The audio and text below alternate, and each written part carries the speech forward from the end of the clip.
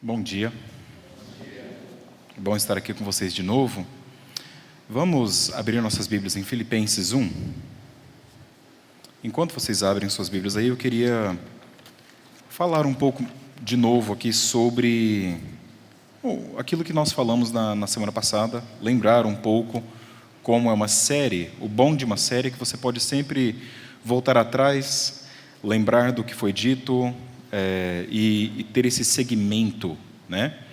Então, nós sabemos que a carta de Paulo aos Filipenses, muitas vezes é conhecida, talvez você já ouviu em outra igreja, já estudou em outra ocasião, mas é muito conhecida por causa da alegria que nós vemos na epístola inteira. Paulo vai falar muitas vezes sobre a alegria que ele tem por causa do Evangelho.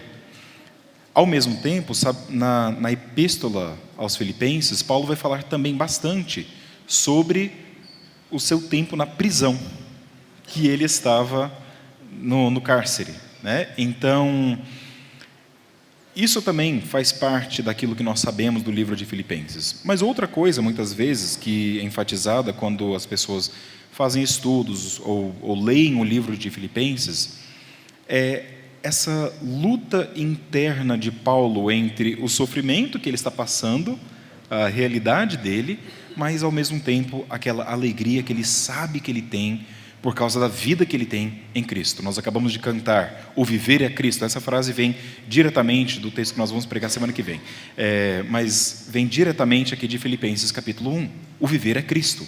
E Paulo deixa isso muito claro na epístola. Agora, todas essas coisas, a alegria de Paulo, o fato que ele está na prisão, mas que ele luta com essa ideia de estar na prisão, mas ao mesmo tempo estar alegre, tudo isso está conectado com o que ele vai dizer no capítulo 1, versículo 27. Então, antes de lermos o nosso texto de hoje, eu queria ler esse versículo com vocês. Capítulo 1, versículo 27, diz assim: Não importa o que aconteça, exerçam a sua cidadania de maneira digna do Evangelho de Cristo, para que assim, quer eu vá e os veja, quer apenas ouça a seu respeito em minha ausência, fique eu sabendo que vocês permanecem firmes, num só espírito, lutando unânimes pela fé evangélica. Deixa eu só focalizar naquela frase inicial. Ele diz: olha, não importa o que aconteça, exerçam a sua cidadania de maneira digna do Evangelho de Cristo. Esse é o ponto central de toda a epístola. Exerçam a sua cidadania de maneira digna do Evangelho.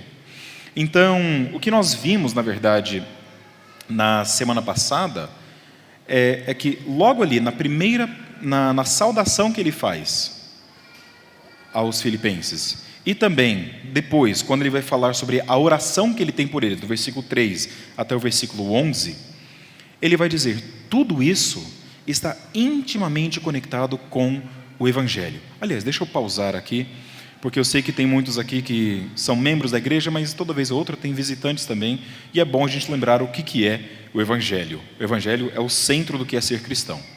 O que é o Evangelho? O Evangelho são as boas novas de que Jesus veio à Terra, viveu por nós, morreu por nós e ressuscitou por nós. É isso. Então, se ele fez tudo isso por nós, nele, nós morremos para o nosso pecado, nele, nós ressuscitamos também para a nova vida junto com Deus. Esse é o Evangelho, puro e simples, certo? Mas, voltando aqui então, por causa disso, por causa dessa realidade do Evangelho, ele vai dizer aqui nos versículos 1 até o 11, o quê? Ele vai dizer o seguinte, nós estamos unidos neste Evangelho.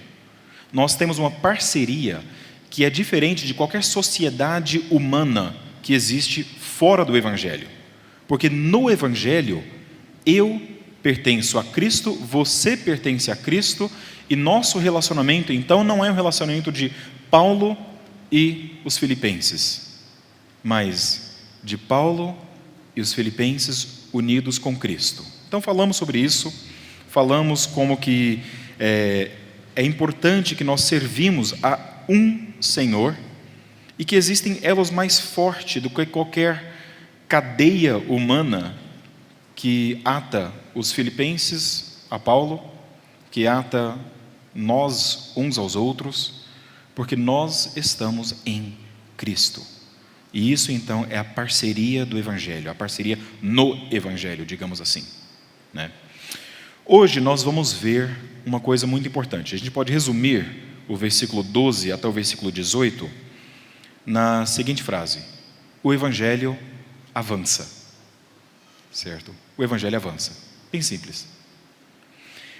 O foco de Paulo é justamente o que ele vai dizer no versículo 12. Ele diz: quero que saibam, irmãos, que aquilo que me aconteceu, ao contrário, tem servido para o progresso do Evangelho.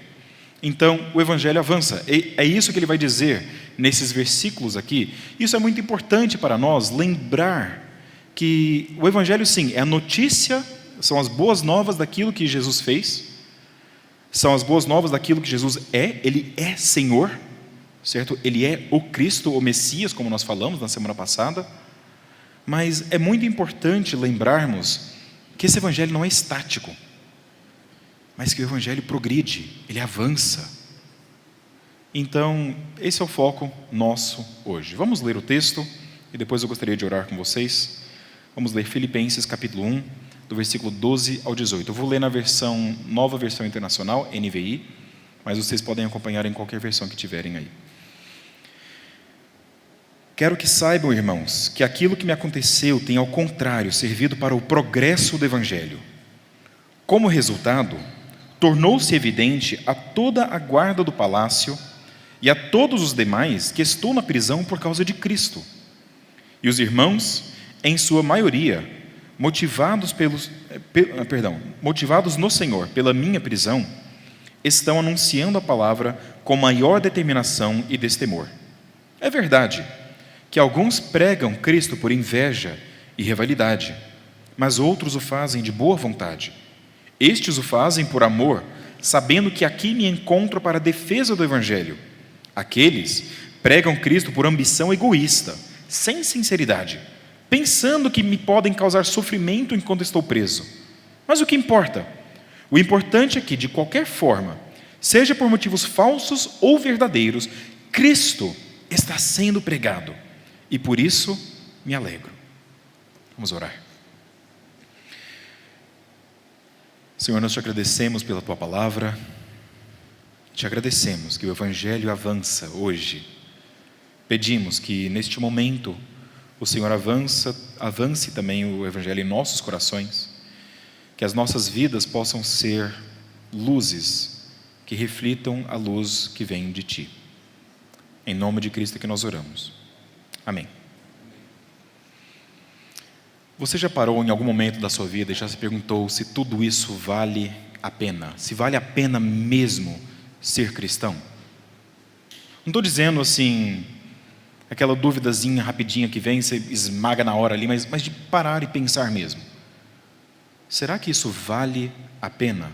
Será que vale a pena continuar na igreja quando eu tenho que lidar com aquele irmão, aquela irmã teimosa ou teimosa? Aquela pessoa que eu não consigo me dar bem com ela? Será que vale a pena mesmo me privar de todas essas coisas boas que a igreja chama de, entre aspas, pecado? Será que vale a pena mesmo? Olha, se depois de 2000 anos agora de cristianismo, Cristo ainda não voltou, o céu ainda não chegou na terra, as coisas não parecem melhorar, não parecem ter melhorado e nem melhoram, parece que realmente só pioram. Se existem tantos casos embaraçosos para a própria igreja, de, não sei, um pastor ignorante que não sabe falar português, eu me enquadro nisso, de pessoas, professores de escola dominical, pessoas na igreja que talvez tenham atitudes que não são cristãs. Será que depois de tudo isso, depois de todos esses vexames, será que realmente vale a pena? Não sei se era exatamente isso com que Paulo lidava, ele não deixa muito claro na epístola, mas eu creio que era algo assim que estava na cabeça da igreja dos Filipenses. Havia um grande vexame para toda a igreja dos Filipenses no tempo em que Paulo escreveu esta carta. Vejam só, alguns comentaristas dizem que Paulo estava na prisão agora, neste momento em que ele escreve a epístola, pela 7ª vez. 7 vezes você vai para a prisão, certo? E agora está escrevendo aqui, de novo, da prisão, uma 7ª vez. Como era a prisão naqueles dias? Nós não sabemos. Às vezes eram umas prisões bem ruins, bem medianas mesmo, condições não muito humanas, né? Você era colocado num quarto escuro ou num lugar sem muita luz, sem contato com outras pessoas. Outras vezes era uma coisa mais humana, em que você era colocado numa casa, prisão domiciliar. É possível que no momento em que Paulo escreveu isso, ele estava escrevendo de Roma, de uma prisão domiciliar em Roma, aguardando ali o ser julgado, certo? Mas, mesmo assim, a gente para e pensa assim, não importa, é prisão. Como é que esse cara, que deveria ser o ministro de Deus para os gentios, não sai da prisão? É o cara que Deus escolheu para ser o missionário dele. Ele está na prisão. Será que vale a pena mesmo? E assim, a primeira coisa, aliás, junto com essa prisão, certo? Vamos pensar aqui, na cultura mediterrânea, até hoje, existe um forte elemento de honra e vexame. Você estar na prisão já é ruim. O seu líder estar na prisão é pior ainda. E lá está Paulo, na prisão, trazendo vexame para todos os crentes.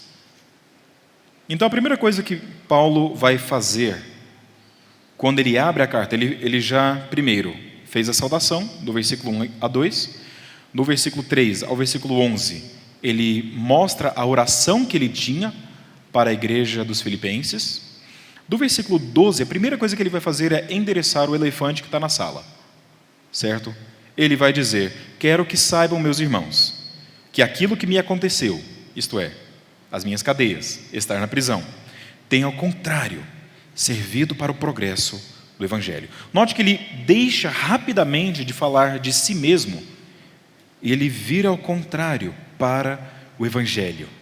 Ele diz: o Evangelho avança, isso serve para o progresso do Evangelho.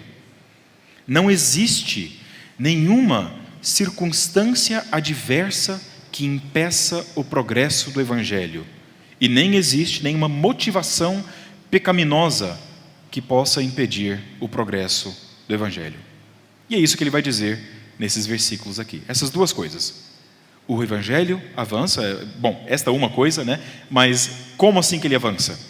Em primeiro lugar, ele avança não impedido por qualquer circunstância adversa. Em segundo lugar, ele não é impedido por qualquer motivação pecaminosa. Então vamos dar uma olhada aqui nessa primeira parte do nosso texto, do versículo 12 ao 14, ele vai dizer: não existe circunstância adversa que impeça o progresso do Evangelho. Há algum tempo atrás, estava conversando com a minha esposa, ela começou a seguir uma mulher cristã no Instagram. O nome dela era Arielle Pedrosa. Talvez alguns já ouviram falar dela, já conhecem o caso dela. É uma mulher jovem, era uma mulher jovem, com 4 filhos. Ela publicava bastante coisa no Instagram e também ajudou a traduzir materiais de homeschooling e muitos outros materiais cristãos. Mas logo descobriu que tinha câncer. E depois de alguns curtos dias lutando contra o câncer, ela veio a óbito, ela faleceu. E quando isso aconteceu, foi um baque para todos que seguiam ela, todos que estavam assistindo isso. Mas ao mesmo e vinha aquela pergunta: onde está o seu Deus agora? O seu Deus não te curou. Mas onde estava o Deus de Arielle? O Deus dela estava ali, enquanto mesmo no sofrimento dela, ela dava testemunho de que Ele é maior do que a vida dela, de que Ele cuidaria do marido, dos filhos, quando ela não estivesse mais ali. Paulo, da mesma forma, ele não, como nós falamos aqui, não para de ir à prisão. O apóstolo às nações está em algemas, mas o evangelho não está em algemas. Veja o versículo 13. Ele diz: como resultado tornou-se evidente a toda a guarda do palácio, a todos os demais que estão na prisão, por causa de Cristo. Vocês talvez estão olhando para a prisão, eu estou olhando para o evangelho. Como é que o evangelho está avançando? Não é nem a despeito da minha prisão, mas por causa da minha prisão. Imagine só como é que eu conseguiria falar à guarda do palácio se eu não estivesse na prisão. Eu tive essa ótima oportunidade de falar a pessoas que eu não conseguiria alcançar de outra forma.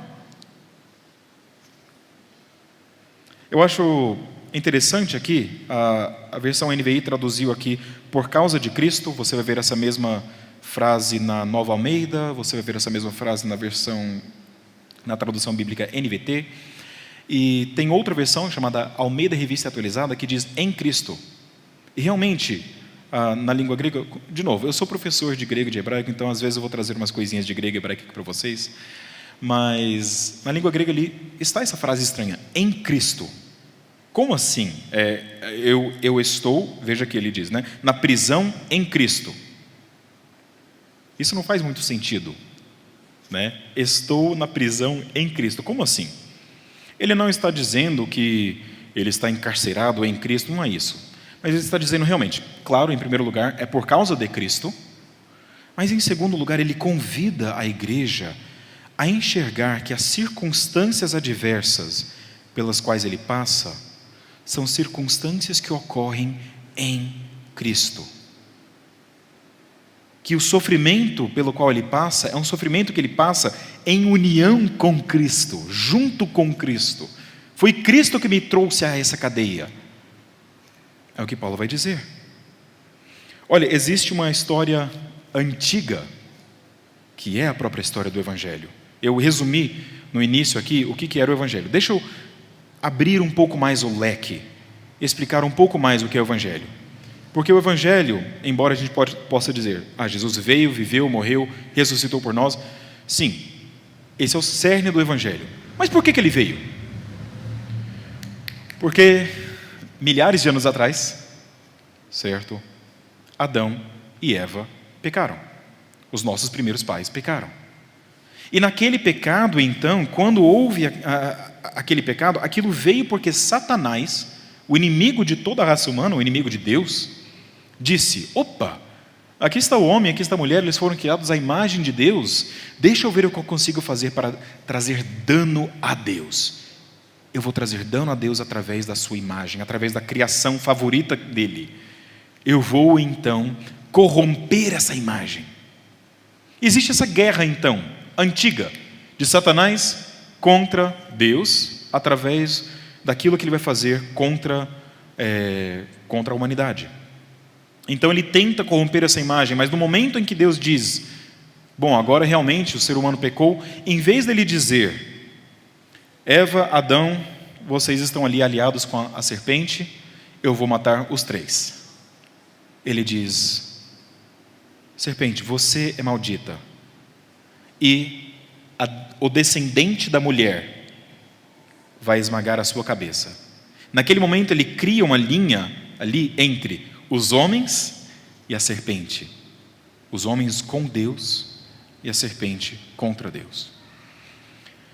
Mas ao longo da história humana, então, o que acontece? A serpente tenta sempre matar a descendência da mulher. Ele tenta sempre trazer essa morte àquele que poderia ter o poder de esmagar a serpente. Então, nós vemos ao longo da história, por exemplo, ali em Êxodo, o segundo livro da Bíblia, que a nação de Israel estava no Egito, e então Faraó diz, vamos matar todos os homens.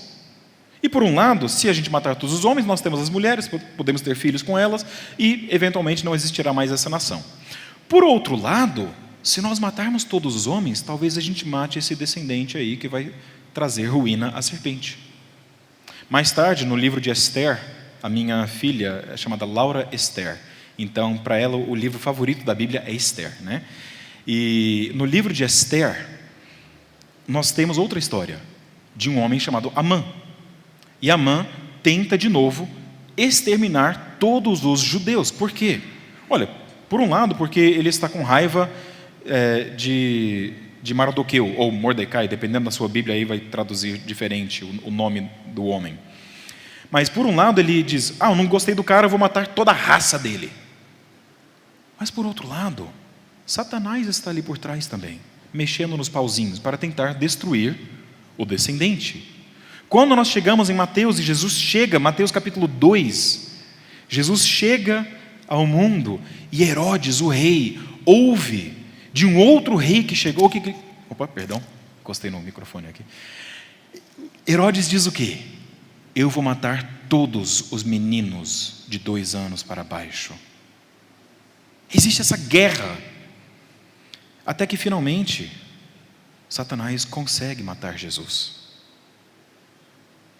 E naquele momento, os discípulos de Jesus, todos aqueles que seguiam Jesus, dizem, acabou, está tudo perdido. Mas Deus diz, esse é o meu padrão. Eu uso a fraqueza dos homens para mostrar a minha força. É naquele momento que Deus dá o checkmate em Satanás. Aquilo que Satanás achava que seria a sua vitória, foi na verdade a vitória de Deus. Esse é o padrão de Deus. Paulo vai até dizer em 1 Coríntios capítulo 1, versículo 27, Deus escolheu o que para o mundo é fraqueza para envergonhar o que é forte. É isso que ele está fazendo aqui também. O padrão de Deus é de usar as circunstâncias adversas na sua vida, na vida do povo de Deus, para mostrar o seu poder na nossa fraqueza. É isso que ele fez com Jesus. E se isso é o que Deus fez com o mestre, não seria o mesmo com seus discípulos? Então, pelas cadeias de Paulo, muitos ouviam e muitos falavam também do Evangelho. E quais são agora, então, as circunstâncias adversas na sua vida, na sua comunidade? Como Deus está usando estas circunstâncias adversas para a glória dEle? Não a nossa, mas a dEle. Lembre-se que o Evangelho, ele não é para satisfazer os nossos planos, os nossos desejos, as nossas metas ou os nossos alvos. O Evangelho avança, ele é implacável, porque o Senhor do Evangelho é implacável. Não existe circunstância adversa que impeça o Evangelho. E é isso que Paulo vai dizer nessa primeira parte aqui. A segunda parte do nosso texto, ele vai dizer, olha, não existe motivação pecaminosa que impeça o progresso do Evangelho. Vamos ler aqui, mais uma vez, o texto inteiro, do versículo 15 ao versículo 18. Eu acho muito importante a gente ler e prestar atenção. É verdade que alguns pregam Cristo por inveja e rivalidade, mas outros o fazem de boa vontade. Estes o fazem por amor, sabendo que aqui me encontro para a defesa do Evangelho. Aqueles pregam Cristo por ambição egoísta, sem sinceridade, pensando que me podem causar sofrimento enquanto estou preso. Mas o que importa? O importante é que, de qualquer forma, seja por motivos falsos ou verdadeiros, Cristo está sendo pregado. E por isso me alegro. Eu não vou ler aquela última partezinha, porque ela pertence ao próximo parágrafo, a gente pode ver isso na semana que vem. Mas não sei se veio alguma pergunta à sua mente. Normalmente, quando eu leio esse texto aqui, sabe o que vem à minha mente? O que vem à minha mente é o seguinte: como assim, Paulo? Como alguém pode pregar o evangelho por inveja? Como alguém pode pregar o evangelho por rivalidade, por ambição egoísta, por mesquinhez de querer causar sofrimento a Paulo? Como que você pode fazer isso? Como é possível pregar a palavra de Deus mesmo estando em pecado? Agora, eu acho interessante, Paulo não vai dizer aqui se essas pessoas que estão fazendo isto, se eram falsos mestres. Eu creio que sim. Ou se eram talvez crentes em pecado. É possível também. É possível ter crentes que realmente acreditam em Jesus, que ao mesmo tempo estão fazendo uma coisa de forma tão pecaminosa que eles pregam o evangelho de uma forma errada. Mas como é que eles fazem isso? Aliás, se nós olharmos mais tarde no livro aqui de Filipenses, abram suas Bíblias no capítulo 3, vejam os versículos 18 e 19. Filipenses 3, versículos 18 e 19. Paulo diz o seguinte: pois como já lhes disse repetidas vezes, e agora repito com lágrimas, há muitos que vivem como inimigos da cruz de Cristo. O destino deles é a perdição, o seu Deus é o estômago, e eles têm orgulho do que é vergonhoso, só pensam nas coisas terrenas. É esse tipo de pessoa que Paulo está dizendo, mas o que importa, eles estão pregando Cristo. Você não fica escandalizado ao ler isso, não? Eu fico. Eu olho para isso e começo a pensar, mas como assim, Paulo? Como assim? Antes da gente responder essa pergunta, vamos dar uma olhada de novo aqui no capítulo 1, no bom exemplo, no exemplo daquelas pessoas que devem ser seguidos. Vejam só, no versículo 15, são aqueles que pregam o evangelho por boa vontade, o fazem de boa vontade. No versículo 16 ele diz, eles fazem isso por amor. Eles fazem isso porque sabem que estou aqui para a defesa do evangelho.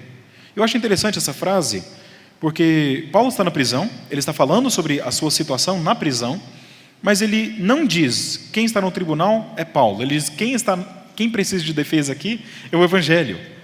Ao final das contas, é o evangelho que é o mais importante, não eu. O foco dele, quanto a esses cristãos que pregam de bom grado, de boa vontade, é dizer o seguinte: olha, nós defendemos a mensagem de Cristo e nós fazemos isso por amor. Nós fazemos isso porque existe um mundo que precisa ouvir o evangelho. Existe uma igreja que precisa ser transformada pelo evangelho. Nós amamos a Deus, nós amamos a Cristo e nós queremos que esse amor também transforme a vida de cada um. E é por isso que nós pregamos o evangelho. Ótimo. Essa é a motivação correta. Essa é a forma correta em que o evangelho deveria ser pregado, a razão correta pela qual o evangelho deveria ser pregado. Mas como é que Deus pode permitir o segundo grupo? Existem aqueles que vão pregar no versículo 15 o evangelho por inveja ou por rivalidade, no versículo 17 por ambição egoísta, aqueles que pregam sem sinceridade. Como que você consegue pregar o evangelho sem sinceridade? Você nem crê no negócio que você está falando. Eles fazem isso buscando trazer sofrimento a Paulo. Imagina. E como então? Em tudo isso, Paulo pode dizer, mas o que importa? Paulo, importa muita coisa. Ele vai dizer, o importante é que de qualquer forma, seja por motivos falsos ou verdadeiros, Cristo está sendo pregado. Como nós vimos ali no capítulo 3, eu não acho que Paulo está dizendo, não importa de forma alguma, não é que você pode pregar o evangelho de qualquer forma. Vai lá, só fala de Jesus, não importa se você está falando do Jesus correto ou não, se você está vivendo uma vida cristã, não é só falar de Jesus. Não é isso que Paulo está dizendo aqui. Ele não está louvando essas pessoas, certo? O que ele está dizendo? Ele está dizendo, olha, frequentemente, a gente fica tão preocupado, tão envolvido com o mau testemunho que algumas pessoas dão da vida cristã, nós olhamos tão nitidamente ali para alguns pecados digamos aqui, pecados de estimação de algumas pessoas, que nós esquecemos de parar, de recuar, dar um passo para trás e olhar para o quadro maior e ver, Deus está usando essa pessoa.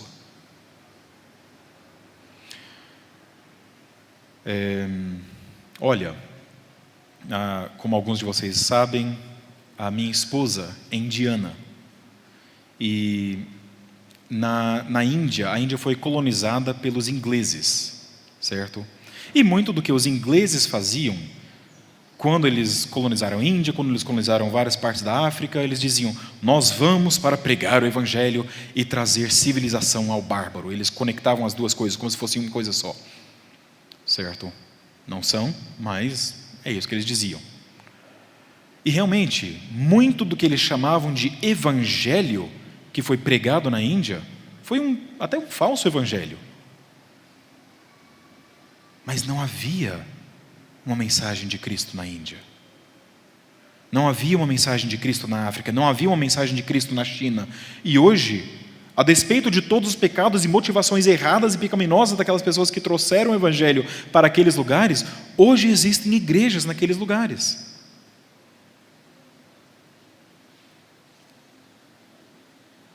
Parece errado, não é? Mas o que Paulo está dizendo é o seguinte: olha, o Evangelho vai avançar. Deus é quem faz avançar este Evangelho. Eu estou aqui por causa do progresso do Evangelho, para o progresso do Evangelho. E o Evangelho vai progredir a despeito das motivações erradas. Deus está fazendo a sua obra. E muitas vezes nós não paramos para dar aquele passo atrás, olhar para o quadro maior e dizer, o que é que Deus está fazendo? Eu gostaria de concluir com algumas perguntas para vocês. Olha, o Evangelho realmente avança. Não há nada que impeça o avanço do Evangelho. Mas o que você faz quando as circunstâncias, as suas circunstâncias, não cabem com os seus conceitos, com os seus planos? Como é que você responde? Você responde em desilusão? Você responde em depressão? Você responde em reclamação? Olhe para Cristo. Olhe para Jesus. Olhe para o fato de que Ele, tenho certeza, porque Ele mesmo diz, não queria ir para a cruz, mas Ele foi. Ele foi. Não era uma circunstância bonita, e nós somos chamados a seguir em seus passos. Se você está passando por circunstâncias adversas, veja como é que Deus vai fazer o Evangelho progredir na minha vida, mesmo no meio dessas circunstâncias adversas. Se Deus usou Paulo na prisão para trazer o Evangelho a pessoas que de outra forma nunca ouviriam do Evangelho, para incitar outros cristãos e até aparentemente não cristãos a pregar o Evangelho, será que Deus não poderia fazer o mesmo contigo? Quais são as suas circunstâncias? Mas como é que Deus vai te usar, a despeito das suas circunstâncias, para progredir, para trazer o avanço do Evangelho? Quando você vê homens ou mulheres, essa é uma segunda pergunta aqui a você também. Quando você vê homens ou mulheres que se dizem ser cristãos, mas que fazem coisas erradas, que não vivem uma vida cristã, como é que você responde? Quando você vê, talvez nesta igreja, espero que não, ou talvez em outra igreja, líderes ou outros membros da igreja que dizem uma coisa e vivem outra, qual é a sua resposta? É condenação? É ira? E não estou dizendo que você não precisa ficar irado. Paulo mesmo, em Filipenses capítulo 3, versículo 2, vai chamar esses falsos mestres de cães, cachorro. Então, claramente ele ficou irado mesmo. Não estou dizendo que é uma resposta errada a ira contra o pecado, a ira contra aqueles que desviam o rebanho de Deus. Não, é certo isso. Mas, no final das contas, você já parou para pensar por que Deus permite aquilo? Será que Deus não está usando aquilo de alguma forma? Será que, a despeito dos pecados, das motivações pecaminosas de outros, será que Deus não está fazendo uma coisa maior e mais bela? E o que é mais difícil às vezes para a gente é ver a injustiça e falar assim, mas Deus, como é? E a gente imediatamente começa agora a pensar, se Deus permite essa injustiça, então eu não posso confiar em Deus. E Paulo diz exatamente o contrário. Ele diz o que importa. O Evangelho está sendo anunciado. Cristo está sendo anunciado. Satanás tenta fazer as coisas erradas aqui, mas ele está só avançando a nossa causa. O inimigo está lutando também por nós. Ele está todo embaralhado, todo confuso. Deus vence. O Evangelho avança. Deixe que Deus julgue no final. No dia final Ele vai julgar. Eu não preciso julgar, eu não preciso condenar agora. Coloque as suas tristezas nas mãos de Deus. Veja o quadro completo. O Evangelho avança. Alegre-se nisto. É isso. É por isso então que ele diz, por isso me alegro. De fato, continuarei a alegrar-me. Ele vai dizer então, o viver é Cristo, o morrer é lucro. Nós veremos isso na semana que vem. Mas eu gostaria então que nós parássemos e pensássemos na nossa própria vida. Será que nós amamos a Jesus de tal forma que não importam as circunstâncias, não importam as motivações de outras pessoas, nós conseguimos dizer, eu me alegro que Deus está no controle, que o seu Evangelho avança. Vamos orar? Vamos passar um momento em oração silenciosa. Depois de algum tempo em oração silenciosa, eu vou orar para encerrar.